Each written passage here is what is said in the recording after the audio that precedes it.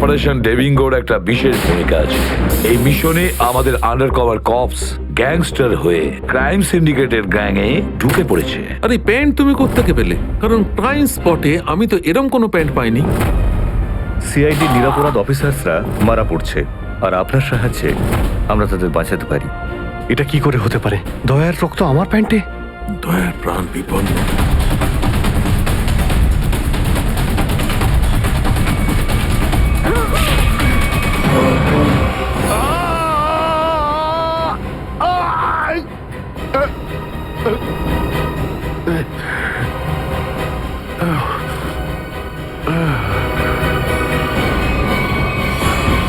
Sir, শহরে যত toll plaza রয়েছে সব জায়গায় খোঁজ নিয়েছি।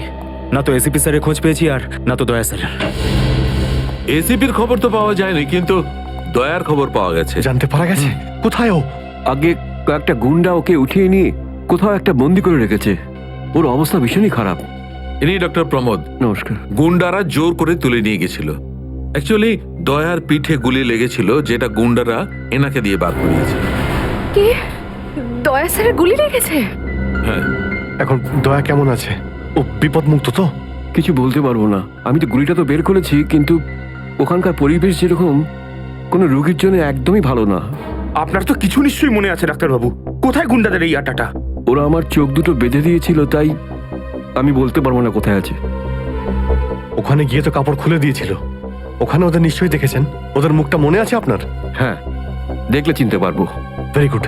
পঙ্কজ, স্কেচ আর্টিস্টকে ডাকো এক্ষুনি।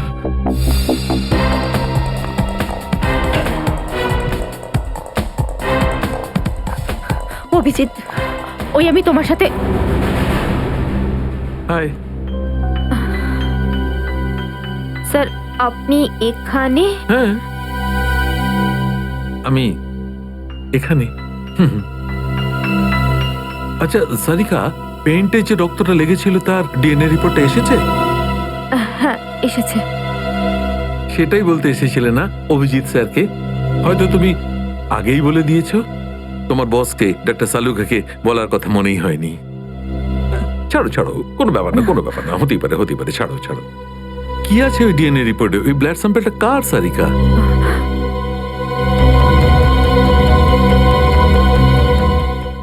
দয়া স্যারের। দয়ার? দয়ার? আচ্ছা, ওই প্যান্ট যার উপর এই রক্তটা লেগেছিল, ওই সেই প্যান্টটা কার?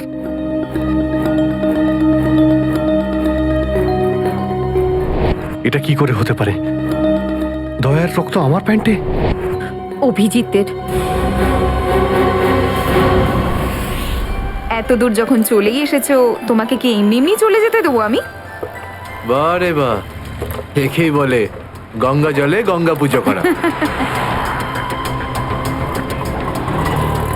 কেতন খুব জল তেষ্টা পেয়েছে, ডাবের জল খাই না, চলো না।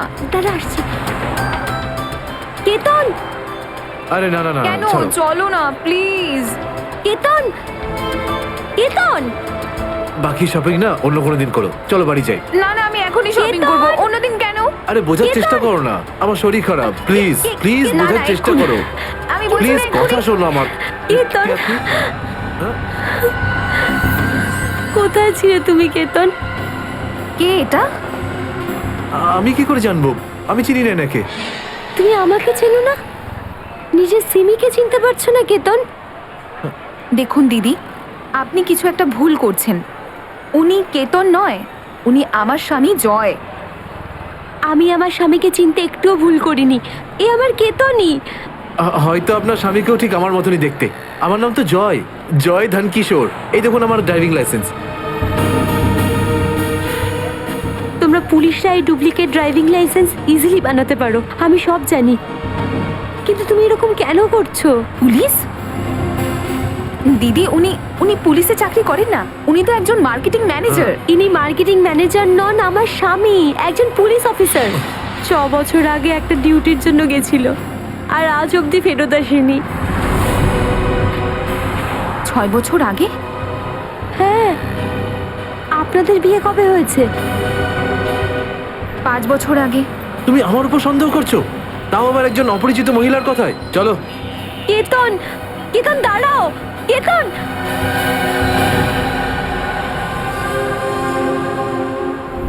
অভিজিতের প্যান্টের ওপর দয়ার রক্ত। তিনবার টেস্ট করিয়েছি কিন্তু ফলাফল ওই। আর সেই কারণে তুমি প্যান্টটা চুপচাপ সারিকাকে দিয়ে দিয়েছিলে, কারণ তুমি জানতে ওই প্যান্টে দয়ার রক্ত লেগে আছে। যদি আমি জানতাম যে আমার প্যান্টে দয়ার রক্ত লেগে আছে, তাহলে সেটা আমি টেস্ট করার জন্য কেন দেব?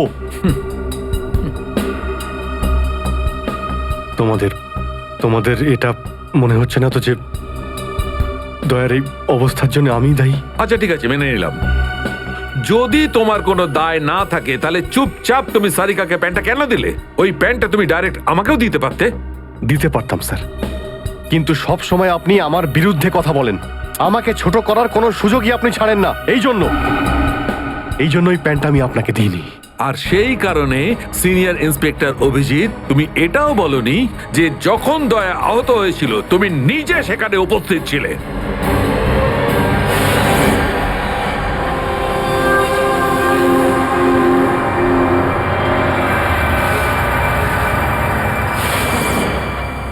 বলে দিতাম যদি আমার মনে থাকতো।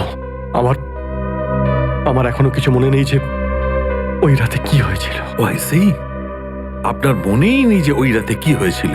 ডক্টর সালুকে আমরা অভিজিৎ স্যার আর দয়া স্যারের বন্ধুত্বের উদাহরণ দিই, আর আপনি ওনাদের উপর এরকম অপবাদ দিচ্ছেন? হ্যাঁ স্যার, অভিজিৎ স্যার নিজের জীবন দিয়ে দেবেন, কিন্তু দয়া স্যারের ওপর একটা আঁচল লাগতে দেবেন না। ও আচ্ছা, চলো ঠিক আছে, মেনে নিচ্ছি। আমি আমার সমস্ত কথা ফিরিয়ে নিচ্ছি। I am sorry. আমি মেনে নিচ্ছি যে দয়া আজকে যে অবস্থায় আছে তার দায় অভিজিতের নয়, কিন্তু এই কথাটা আমি কিছুতেই মানবো না যে দয়া যখন আহত হয়েছিল তখন অভিজিৎ ওখানে ছিল আর ওর কিছুই মনে নেই। কিছু একটা ঘটনা অভিজিতের মাথায় নিশ্চয়ই ঢুকে গেছে, কিছু তো আছে। ইটস ইম্পসিবল, কিচ্ছু মনে নেই। ডক্টর সালুকে, আপনি আমার কাটা ঘায়ে আর নুন ছেটাবেন না। আপনি খুব ভালো মতোই জানেন যে আমার স্মৃতিশক্তি। জানি অভিজিৎ, আমাকে মনে করিয়ে দেওয়ার চেষ্টা করো না। আমি ভালো করে জানি অভিজিৎ, যখন সিনিয়র ইন্সপেক্টর অভিজিৎ কোনো প্রবলেমের মধ্যে পড়ে তখন ওর কাছে একটা মস্ত বড় হাতিয়ার আছে, ওর স্মৃতিশক্তি। প্লিজ সালুকে স্যার, আপনি অভিজিতের integrity. Hold on doctor Sarika, ইন্টিগ্রিটির পাঠ তুমি আমাকে পড়াতে এসো না। তুমি সিআইডির সবচেয়ে বড় নিয়ম ভেঙেছো, আমাদের কাছ থেকে এইরকম একটা বড় প্রমাণ লুকানোর। আন্ডারস্ট্যান্ড? ইন্টিগ্রিটি। স্যার, ওই দিন রাতের এমন কোনো কথা যেটা আপনার মনে আছে? যাই হোক,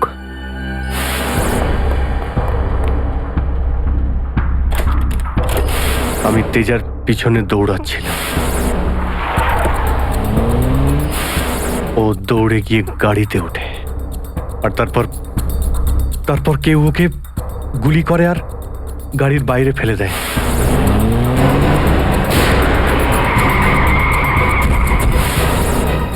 যখন আমি দৌড়ে গিয়ে তেজার লাশের কাছে যাই তখন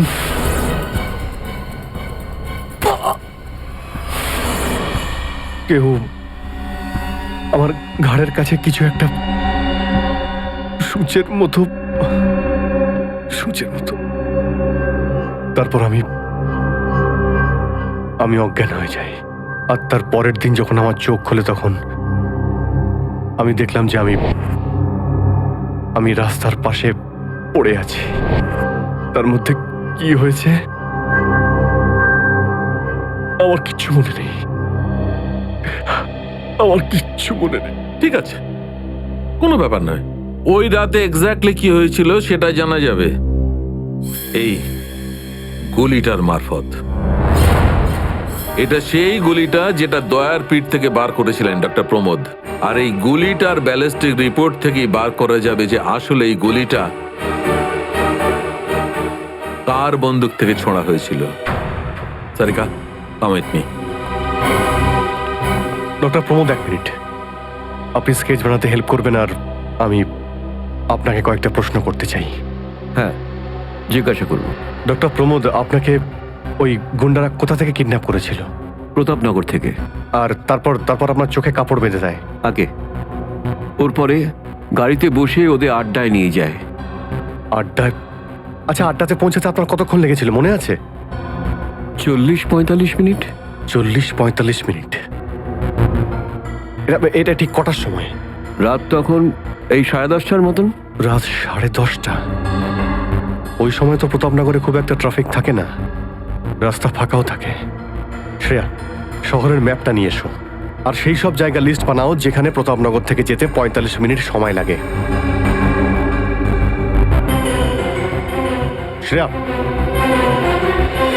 কি হলো? শহরের ম্যাপটা নিয়ে এসো তাড়াতাড়ি। সরি স্যার, আমার শরীরটা ভালো লাগছে না, এক্সকিউজ মি।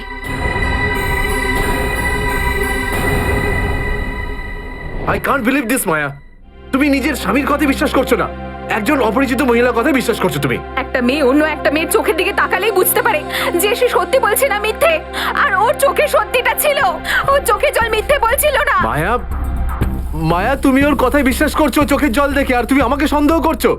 সত্যিটা বলো, বলো সত্যি করে যে কতগুলো বউ আছে তোমার, বলো আমাকে জয়। আরে আমি তো একটা সামলাতে পারছি না, আবার অন্য কোথায় আনবো? সে তো তোমার কপাল ভালো যে মার্কেটে আজ তোমার সত্যিটা জানতে পারলাম, না হলে সারা মায়া- জীবন আমি এটাই ভেবে যেতাম যে তুমি আমাকে ভালোবাসো। হ্যাঁ মায়া, এটা সত্যি যে আমি শুধুমাত্র তোমাকেই ভালোবাসি মায়া। তাহলে বলছো না কেন নিজের ব্যাপারে সত্যিটা, নিজের অতীতের ব্যাপারে কেন বলো না আমাকে কিছু? মায়া তুমি তো সব জানো আমার সম্পর্কে, যে আমার কেউ নেই কোনোদিন, আর তুমি ছাড়া আমার কে আছে বলো? আর তোমার কাজ, তুমি পুলিশে আছো নাকি মার্কেটিং ম্যানেজার? মার্কেটিং মায়া। সব মিথ্যে। আমি তোমার অফিসে যেতে চাই, আমি কিছু জানি না, আমি তোমার অফিসে যেতে চাই। ঠিক আছে, অফিস যেতে চাও? আমি সামনের সপ্তাহে তোমাকে আমার অফিসে নিয়ে যাবো, খুশি? কেন পরের সপ্তাহে কেন? হ্যাঁ কালকে কেন নয়? হ্যাঁ বরং আমি তো বলবো যে কাল নয়, আজই যেতে চাই আমি তোমার মায়া অফিসে। মায়া মায়া, সন্দেহের একটা লিমিট থাকে মায়া।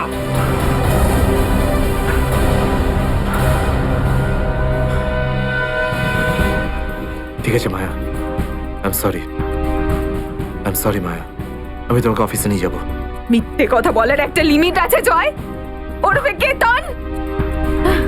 মায়া, যতক্ষণ না তুমি আমাকে সত্যিটা বলছো, আমার সাথে কথা বলতে আসবে না তুমি। Maya listen to me Maya, please শোনো মায়া।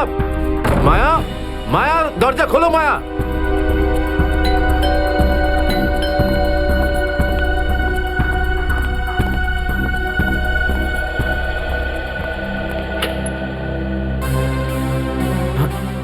আপনি?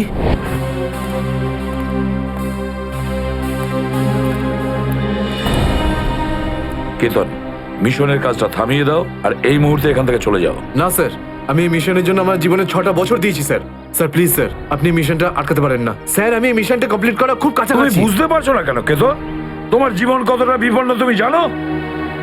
আর তাছাড়া আমি অন্যান্য অফিসারদের এইভাবে মরে যেতে দেবো না। 4টের সময় গোলমা বাস স্ট্যান্ডে অপেক্ষা করবে, that's an order. Sir, sir please sir, sir please.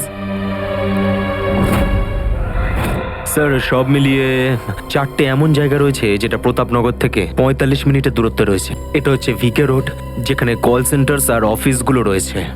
এটা সেই জায়গাটা হতে পারে না। আর এই পশ্চিমে শ্যামনগর স্যার, এখানে বেশিরভাগ সব ফ্ল্যাট স্যার। ডক্টর প্রমোদ, আপনার ঠিক মনে আছে যেখানে আপনাকে নিয়ে গেছিল সেই জায়গাটা বাংলো বা ফ্ল্যাট ছিল না? হ্যাঁ, পুরনো কোনো এলাকায়। এখন তাহলে বাকি রইল সাউথ আর ইস্ট। এই সাউথের দিকে চিত্রকূটনগর, আর ইস্টে বিদ্যাধরনগর। চিত্রকূটনগরে তো অনেক দোকান রয়েছে, আর বিদ্যাধরনগর এখানে তো অনেক স্টুডিও রয়েছে, ফিল্মের শুটিং হয় এখানে। আরে শ্রেয়া, আচ্ছা এখন তোমার শরীর কেমন আছে? আমি ঠিক আছি স্যার, থ্যাংক ইউ। শ্রেয়া, চাইলে তুমি বাড়ি গিয়ে বিশ্রাম নিতে পারো, ততক্ষণ আমরা এসব খোঁজ নিচ্ছি। না স্যার, যতক্ষণ দয়া স্যার আর এসিপি স্যারের খোঁজ পাওয়া যাচ্ছে না, আমার শান্তি হবে না। ওকে, ঠিক আছে। মানে দয়া হয় বিদ্যাধরনগরে, না হলে চিত্রকূটনগরে আছে। ডক্টর প্রমোদ আপনাকে যেখানে নিয়ে গেছিল, আশপাশ থেকে সেখানে কি কোনো শব্দ আসছিল? আপনি কিছু শুনেছিলেন ওখানে? হ্যাঁ, একটা গান বারবার শোনা যাচ্ছিল। মানে বলতে চাই, প্রত্যেক আধ ঘন্টা পর ওই গানটাই শুনছিলাম। তার মানে আশেপাশে কোথাও ফিল্মের শুটিং চলছিল, মানে বিদ্যাধরনগর। বিদ্যাধরনগর, কারেক্ট। ফিল্মের সব স্টুডিও ওখানেই আছে। এটা খোঁজ নাও যে বিদ্যাধরনগরে কোন স্টুডিও আছে যেখানে এই গানটার শুটিং চলছিল। দেখো রে নয়ন মেলে জগতের বাহার, জগতের বাহার, ওটো টো টো টো। সকাল হয়ে গেছে, স্কুল যাওয়ার সময় হয়ে গেছে। ভালো বাবু, সোনা বাবু, ওঠো। কারা তোমরা? সিআইডি দের শত্রু আর অপরাধীদের বন্ধু। দেখো দেখো দেখো দেখো দেখো দেখো কেমন করে ছটফট করছে, দেখো খাঁচায় বন্দি সিংহের মতন ছটফট ছটফট ছট ছট ছট ছট ছট ছট ছট ছট। একবার শুধু শেকলটা খুলে দে, তারপর দেখ তোদের কি অবস্থা করি। না না না না না, আমরা কি মরতে চাই নাকি যে তোমার হাত খুলে দেবো? আরে আমরা তো শুধু এটা বলতে এসেছিলাম যে তোমার সাথে সাথে তোমার পুরো সিআইডি টিমের এবার সর্বনাশ হতে চলেছে। সর্বনাশ। অনেক দেখেছি তোদের মতন সিআইডির সর্বনাশ করার লোক। আজ তারা কোথায় আছে কেউ সেটা জানে না। তুমি আমাদের এতটা বোকা আর দুর্বল ভাবতে যেও না, কারণ আমাদের বস এত চালাক, এতটাই চালাক যে সিআইডির ছায়াও ওর কাছে পৌঁছাতে পারবে না। আমার কথা শোন, গিয়ে তোর বসকে বলে দে কাউন্ট ডাউন শুরু করে দেয় যেন ও বাঁচবে না আর, বাঁচবে না আরো। কি ব্যাপার তোমাদের ভাই, তোমাদের এই সিআইডি অফিসারদের এই ব্যাপারটা আমার দারুণ ভালো লাগে। মৃত্যুর মুখে বসেও ডায়লগ মারতে ছাড়ো না তোমরা। দয়া, তোমার সঙ্গে দেখা করে খুব ভালো লাগলো। Good bye.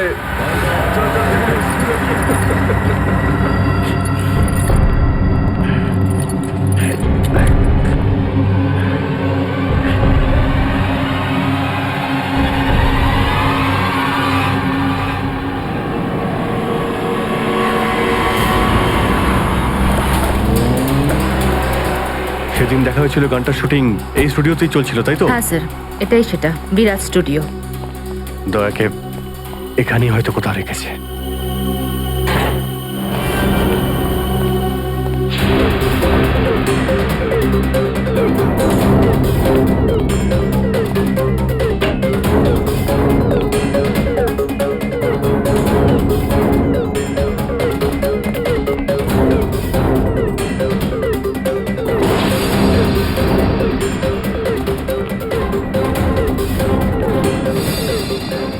এত রক্ত? তার মানে স্যার, দয়া স্যার এখানেই ছিলেন? এই শিকল দিয়ে বেঁধে রেখেছিল আমার বন্ধু দয়াকে। একবার যদি আমি এদের পাই না। স্যার, এই চায়ের কাপটা পেলাম, চা এখনো গরম রয়েছে। যা গরম আছে তার মানে হলো ওরা এখান থেকে বেশি দূর যায়নি।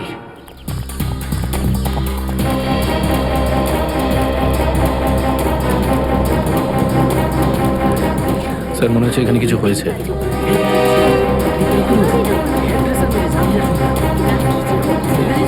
সরে যান প্লিজ, সরে যান, সাইড দিন। আমরা সিআইডি থেকে এসেছি। স্যার দেখুন না, কেউ ঋতুকে খুন করে ফেলেছে। কি করে হলো এইসব? বলতে পারবো না স্যার, আমরা সবাই শুটিংয়ে ব্যস্ত ছিলাম তো হঠাৎ গুলি চালাবার আওয়াজ পেলাম, আর এখানে এসে দেখলাম এই মরে আছে। কতক্ষণ আগে চলেছিল গুলি? স্যার এই ধরুন আধ ঘন্টা আগে। স্যার আমরা লোকাল পুলিশকেও ইনফর্ম করে দিয়েছি স্যার। ঠিক আছে, আপনারা একটু এখান থেকে পিছিয়ে যান একটু।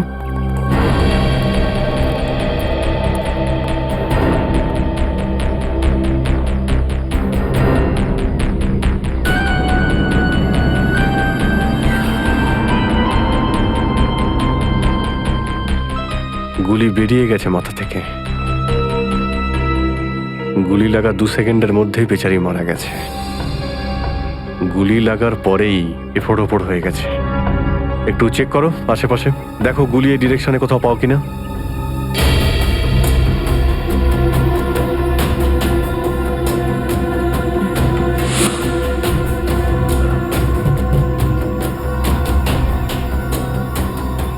এই বিচারে এইভাবে এখানে বসেছিল, পিছন থেকে কেউ গুলি করলো আর এইভাবে উল্টে পড়ে যায়। আর এই আঘাত, এটা আবার কি ব্যাপার?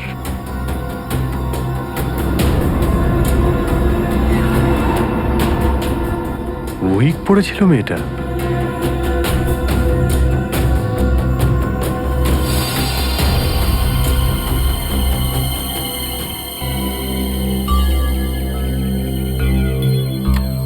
স্যার, হ্যাঁ পুরবি, গুলি পেয়ে গেছি। রাইফেলের গুলি মনে হচ্ছে। রেখে দাও এটাকে।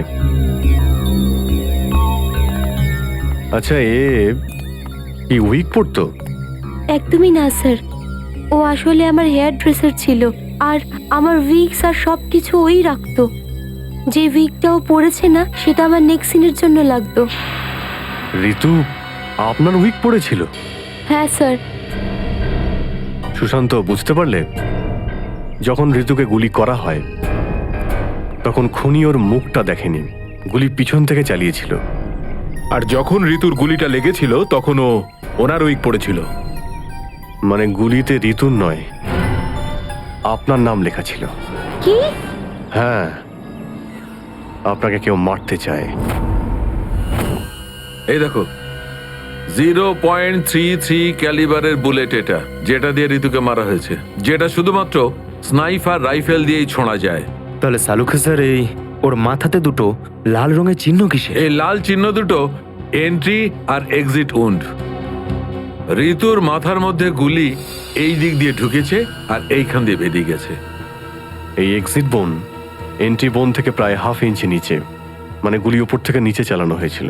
আগে হ্যাঁ, গুলিটা ঋতুর মাথায় এইখান দিয়ে ঢুকেছিল আর এইখান দিয়ে বেরিয়ে এসে সোজা ভ্যানিটি ভ্যানের ফুটবোর্ডে এসে আটকে গেছে। আর আমাদের ক্যালকুলেশনের হিসেবে গুলিটা চালানো হয়েছে এদিক থেকে, এইভাবে। গুলিটা প্রায় 2-3 তলার ওপর থেকে ছোঁড়া হয়েছে। অনেক কিছু জানতে পেরে গেছেন স্যার আপনি। হ্যাঁ, ঋতুর কেসে তো আমি অনেকটাই জানতে পেরে গেছি।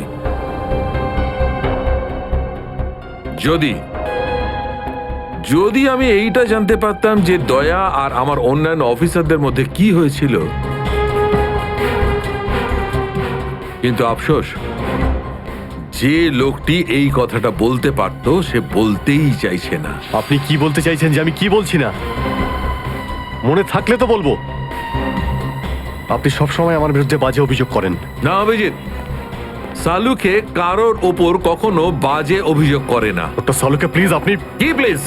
Please sir, Saluke sir please, আমরা কি এখন শুধুমাত্র ঋতুর কেসটা নিয়ে কথা বলতে পারি? ঋতুর কেসে আমি যতটা জানতে পেরেছি আমি সবটাই বলে দিয়েছি। ব্যাস, এখন আমার অপেক্ষা শুধুমাত্র একটা প্রমাণের জন্য, যা দিয়ে আমি জানতে পারবো দয়ার সঙ্গে কি ঘটেছিল। That's it. দেখলে, এই জন্য আমি তোমাকে বলেছিলাম যে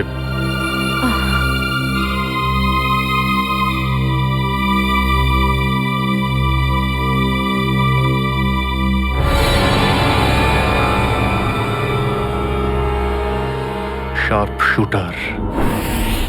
স্যার আমি বলছি না, শেষ এক সপ্তাহ এখানে কোনো শুটিং হয়নি, তাই এখানে কারো আসার প্রশ্নই ওঠে না। মানে গত এক সপ্তাহ ধরে তুমি ছাড়া এই স্টুডিওতে আর কেউ আসেনি? আগে না স্যার। তার মানে গুলি তুমি চালিয়েছো? আমি গুলি কি করে চালাবো? আমার তো দীপাবলির বাজিতেও ভয় লাগে। তাহলে ভালো করে ভেবে উত্তর দাও। কেউ না কেউ তো গিয়েছিল সেকেন্ড ফ্লোরে। হ্যাঁ স্যার, একজন প্লাম্বার এসেছিল ওই পাইপ ঠিক করতে। সেকেন্ড ফ্লোরে? হ্যাঁ স্যার। নিয়ে চলো সেখানে, চলো।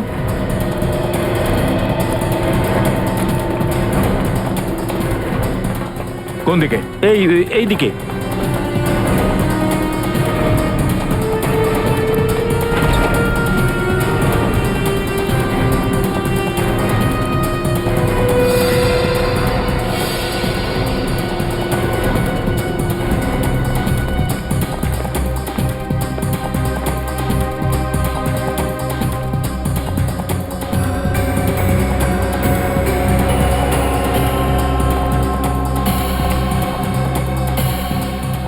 এখান থেকে ঋতু ওখানে ছিল আর শার্প শুটার গুলি সম্ভবত এখান থেকেই চালিয়েছে।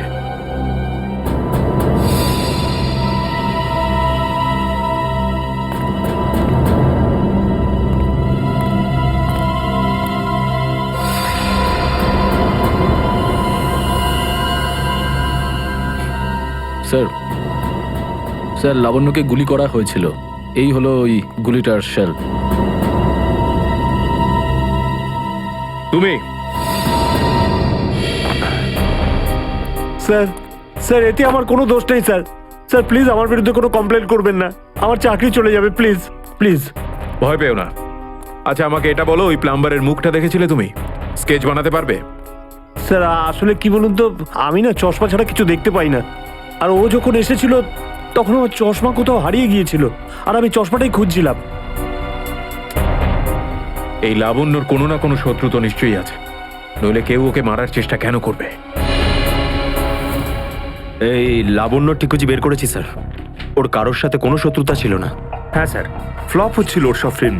তাহলে এরকমও হতে পারে না যে অন্য কোনো অভিনেত্রী হিংসা বা ঈর্ষার কারণে ওকে মারার চেষ্টা করে থাকবে। লাবণ্য খুব বড় লোক নয় যে টাকা পয়সার জন্য ওর উপরে কেউ হামলা করবে। স্যার হতে পারে সত্যি এই গুলিটা ঋতুর উপরে চালানো হয়েছে, লাবণ্যের উপর নয়। আচ্ছা, তোমরা কি ঋতুর ব্যাপারে ইনফরমেশন বের করেছো? হ্যাঁ স্যার, ঋতুরও কারোর সাথে কোনো শত্রুতা ছিল না। এমন কোনো না কোনো ব্যাপার আছে যা আমরা ঠিকমতো দেখতে পাচ্ছি না। এই লাবণ্যের যে আর্টিকেলগুলো আমরা পেয়েছি, এর মধ্যে কোনো না কোনো ব্যাপার নিশ্চয়ই আমরা পাবো যার সঙ্গে কেসের কোনো না কোনো সম্পর্ক আছে। স্যার স্যার এটা 3 দিন পুরনো পেপার। এতে নিউজ আছে যে লাবণ্য জিনিসপত্র চুরি হয়েছিল ব্লু ইভ রিসর্ট থেকে। লাবণ্যের জিনিসপত্র চুরি হয়েছিল ব্লু ইভ রিসর্ট থেকে?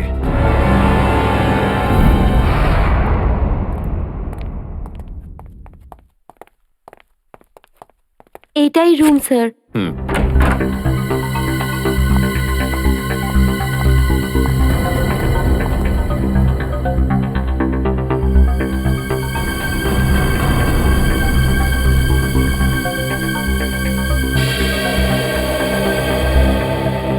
এই ঘর থেকেই আপনার জিনিসপত্র চুরি হয়েছিল? একদমই তাই স্যার, কিন্তু খুব একটা দরকারি জিনিস ছিল না, এই এমনি 1,500-2,000 টাকা আর নকল জুয়েলারি। আর পুলিশ কোনো সূত্র পায়নি এখান থেকে? না স্যার। কিন্তু চোর এখানে আসলো কি করে? জানলা দিয়ে, এসির জায়গা দিয়ে নাকি? স্যার দরজা থেকে এসেছিল। পুলিশের কথা অনুযায়ী ও চাবির ব্যবহার করেছিল ঘরটা খুলতে। আর এই ঘরের চাবিটা কার কার কাছে ছিল? একটা আমার কাছে আর একটা এদের কাছে। ও মানে হোটেলের কোনো ভেতরের লোকের কাজও হতে পারে। ম্যাডাম আপনি এসব কি বলছেন? 15 বছর পুরনো আমাদের হোটেল, আমরা খুব সৎভাবে কাজ করে এখানে গুডউইল বানিয়েছি, আর আমাদের হোটেলের কোনো লোক এটা করতে পারে না। হয় এই কাজটা কোনো হোটেলের ভেতরের লোকই করেছে, অথবা কোনো বাইরের লোক এই চাবি চুরি করে চাবির ডুপ্লিকেট বানিয়ে নিয়েছে। আর এই দুটো সিচুয়েশনেই তোমাদের হোটেল দায়ী, বুঝলে কিছু? ছেড়ে দিন না স্যার, এই ছোটখাটো চুরির জন্য কেন ওদের ডিস্টার্ব করছেন? লাবণ্য দেবী, এই জিজ্ঞাসাবাদ আমরা আপনার জিনিসপত্রের জন্য করছি না, বরং এটা তাকে ধরার জন্য করছি যে আপনাকে মারতে চাইছে। কারণ আমাদের মনে হয় যে এই চুরির সম্পর্কের সাথে আপনার উপর প্রাণঘাতী হামলার সাথে থেকে থাকতে পারে।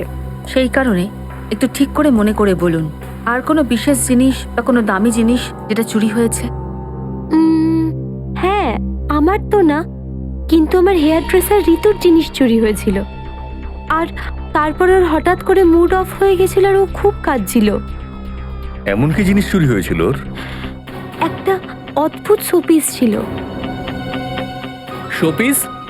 হ্যাঁ, আমিও অবাক হয়েছিলাম ভেবে যে একটা শোপিসের জন্য এত ভেঙে পড়ার কি আছে। আর আমি ওকে বলেও ছিলাম যে আমি ওকে একটা নতুন শোপিস এনে দেবো, কিন্তু হয়তো ওই শোপিসটা ওর জন্য খুব দামি ছিল।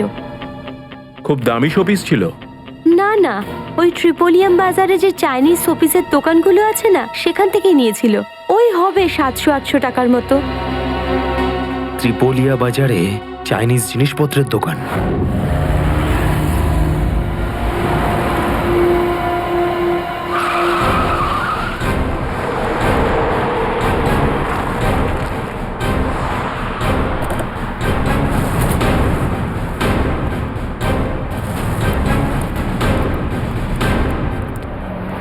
সিআইডি। সিআইডি? একটা খুনের ব্যাপারে আপনার থেকে কিছু জানতে চাই। খুন? কার খুন হলো আবার? এর নাম ঋতু, ফিল্ম ইন্ডাস্ট্রিতে হেয়ার ড্রেসারের কাজ করে। কিছু মনে পড়লো? আমি তো একে কোনোদিন দেখিনি। গত শনিবারে আপনার দোকানে এসেছিল। ও একটা মূর্তি কিনেছিল। এই অনেকটা এরকম ছিল। শনিবার তো আমি ছুটিতে ছিলাম। হ্যাঁ, সুশান্ত দোকানটা দেখছিল। কি সুশান্ত, তুমি দেখেছো মেয়েটাকে? হতে পারে এখানে এসেছিলেন। শনিবারের দিনটা খুব বিজি দিন থাকে, অনেক লোক আসে। কিছু মনে পড়ছে না। আচ্ছা, আমাকে এই মূর্তিটা দেখাও তো। ওই মূর্তিটাও।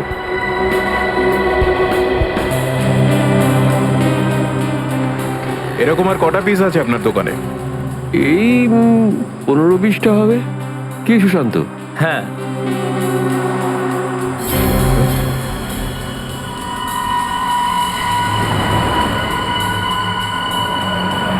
ওখানে ওই দুটো বক্সে ক্রস চিহ্ন দেওয়া কেন?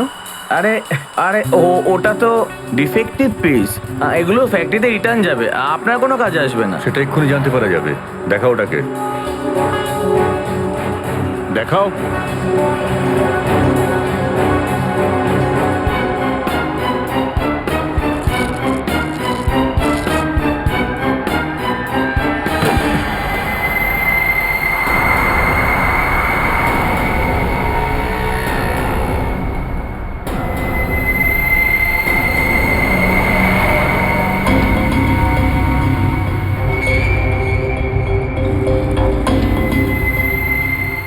তো এসব ড্রাগসের ব্যাপার। ঋতু কেউ এরকমই শপিস বেঁচেছিলে? সুশান্ত, তুমি আমার দোকানে থেকে ড্রাগসের কারবার করতে? এবার বন্ধ করো এই নাটকটা। অ্যারেস্ট করো এই দুজনকে। আসুন, পরে দেখছি। চল, তোকে বোঝাচ্ছি, চল আমি কিছু করিনি স্যার। চল।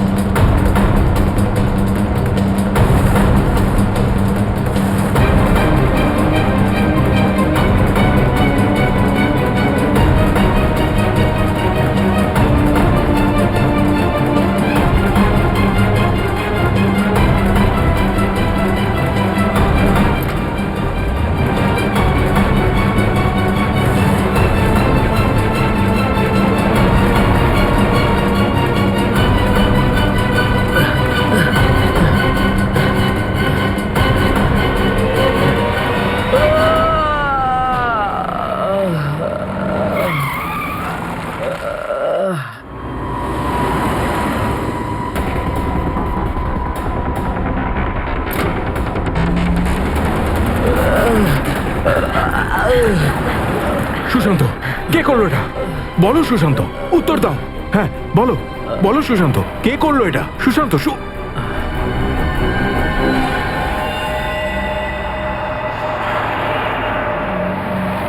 হি ইজ ডেড। স্যার, এটুকু তো নিশ্চিত ঋতুর মৃত্যুর সম্পর্ক এই ড্রাগ স্মাগলিং এর সঙ্গে রয়েছে। হ্যাঁ পুরবি, কিন্তু এই ড্রাগসের র্যাকেটের পিছনে কারা আছে?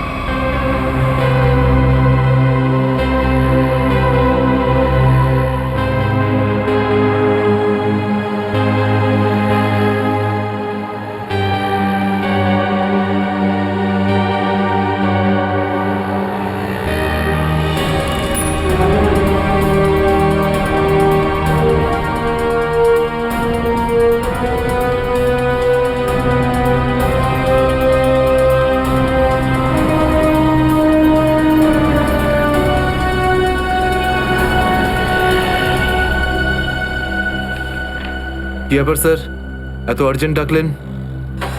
জয়, তোমার জীবনে ঝুঁকি আছে। তোমাদের মতন অফিসারদের ব্যাপারে ওরা জেনে গেছে, আর ওরা একের পর এক মেরে ফেলছে। এটা কি করে হতে পারে স্যার? আমাদের ব্যাপারে কে কাকে কি বলবে? সেটাই তো বুঝে উঠতে পারছি না। সেটারই তো খোঁজ নিতে হবে। তুমি একটা কাজ করো, এটার মধ্যে ভোপাল যাওয়ার টিকিট আর 10,000 টাকা রয়েছে। তাড়াতাড়ি এখান থেকে চলে যাও। যাও, তাড়াতাড়ি বেরিয়ে পড়ো। জয়, জয়, কি হয়েছে? জয়, জয়,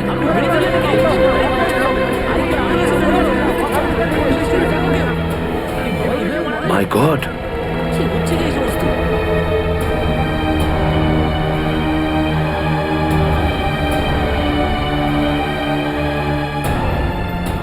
আরো একজন আন্ডার কভার কপ মারা গেল, আরো একজন সিআইডি অফিসার মারা গেল, কিন্তু আমি ওকে বাঁচাতে পারলাম না।